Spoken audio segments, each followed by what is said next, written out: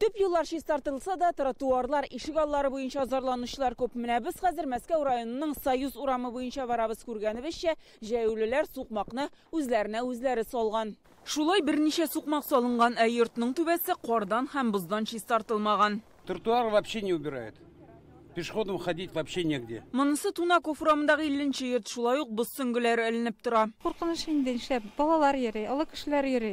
Куркыныч, мен көндә чыкканда карыйм инде, юк микән дип кырыйданрак үтәргә тырышам. Центрда да, конечно, булгалы инде алай, бозлар күренә.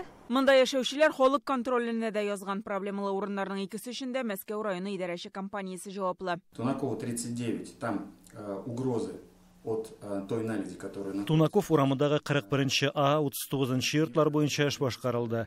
50-нче йортның бер өлеше яшел зонага туры килә, аннан кеше йөрмәй. Әлеге йортның түбәсенә менүдә катлаулы. Альпинистлар күтәргә җайламалар кирәк. Якын көннәрдә бу эш башкарылачак. Кеше гомере өчен куркыныч тудырган боз сөңгеләре беренче чиратта чистартыла. Аннан соң калганнары. Тротуарларга килгәндә, кар яуганнан соң башта аларның подъезд янындагы тукталышка, социаль объектларга илтә торганнары чистартыла, аннан соң гына башкалары. Гомумән бу кышта урамнарына йорт түбәләрен кар, боздан чистартмыйлар дип зарланучылар күп. Без Балтада торабыз, Кировский районда. Анда бик начар чистарталар. Жоллар бөтен кар белән тулган. Неплохо совсем и не уж супер хорошо. Особенно Кировский район.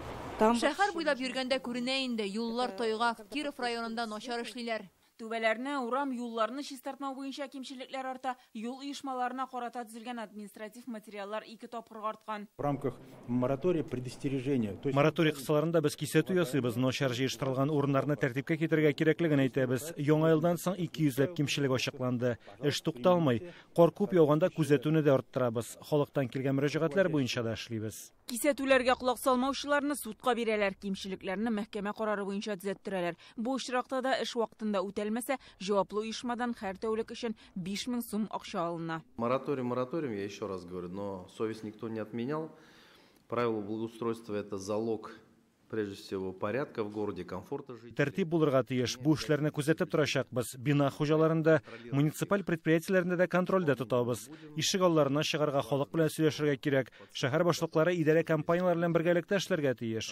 Эш көне башланганда да, биткәндә дә территорияләрне карап чыгарга кирәк. Шәһәрне тәртиптә тоту кагыйдәләрен үтәмәү очракларын ачыклаганда, мэр ясалма интеллектны да активрак кулланырга кушты.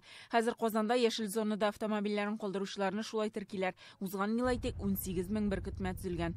Гөлназ Сайфетдинова, Гадел Миндубаев, Ләйсән Саитова, Яңа Гасыр каналы.